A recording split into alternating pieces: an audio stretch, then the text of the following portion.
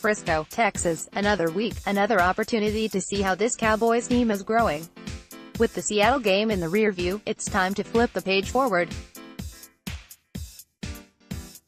The Cowboys didn't look perfect in their home win against the Giants, but it's fair to say they've looked far better at it. With that in mind, let's take a look at how the Cowboys might right the ship and get back on the winning track with the Detroit Lions coming into town. I don't have a big concern for Cole Beasley's health in this game. Beasley is dealing with a sore ankle and has been limited during practice.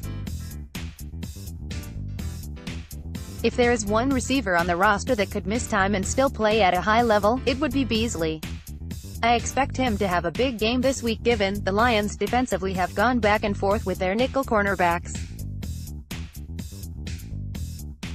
For as good as they have been in pass coverage is a unit that appears to be an area of concern. Defensively, the Cowboys lead the league in preventing plays of 20 or more yards.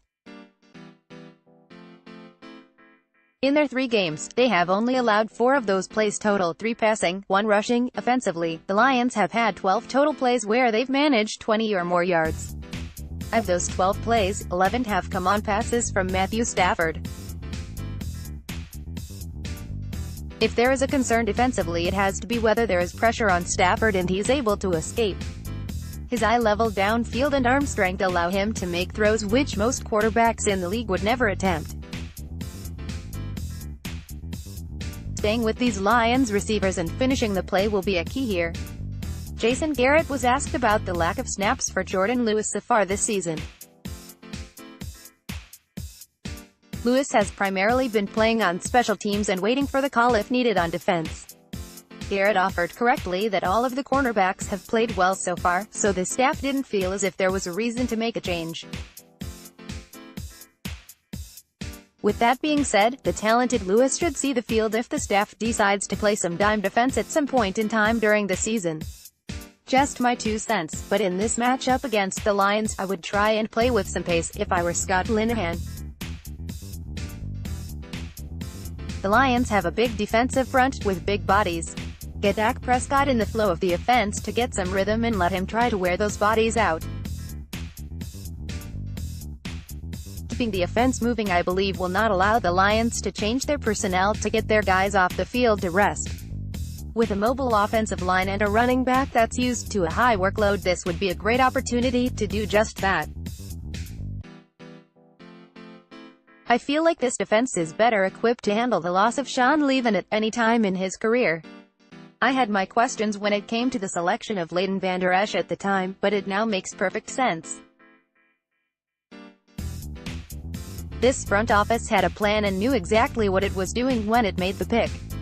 As much as they attempt to protect Lee, history has shown there is no guarantee of maintaining his health throughout the season.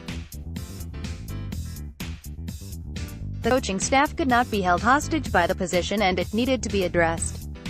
Look for Vander Esch and Joe Thomas to rotate along with Jalen Smith to cover the position. One of the best things about having Karan Reed in those final 2 weeks of training camp is that his learning curve for the defensive calls is small. Generally, when you bring a player off the street it takes time to get them acclimated to the system.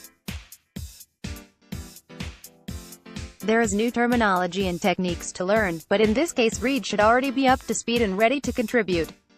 I was told that Red ran with the first unit on Wednesday while Antoine Woods was limited and appears to be in excellent shape. Look for him to back up Woods at the nose tackle against the Lions. Opponents that have had success against the Lions running the ball have been able to do it on the edge. This plays right into the hands of the Dallas offense and their strength of pulling uncovered offensive linemen. The key will be if Jeff Swaim, Blake Jarwin and Rico Gathers can capture the edge in order to make this work. I would expect that we will see more angle or shield blocking by this group in order to get their linemen in space. Keep a close eye on how things go at the point of attack. I know in my matchups this week I wrote of the possibility of Bryce Butler getting back into the rotation. The more that the week has progressed, I now get the feeling that Butler will likely be inactive, and I don't think it has anything to do with trimming the wide receiver group on game day. With that note, here are my weekly guests at the Cowboys inactives: QB Mike White, WR Bryce Butler, LB Sean Lee, Tay Dalton Schultz, Xavier Sue, Afilo, C Travis Frederick, DT Malia Collins.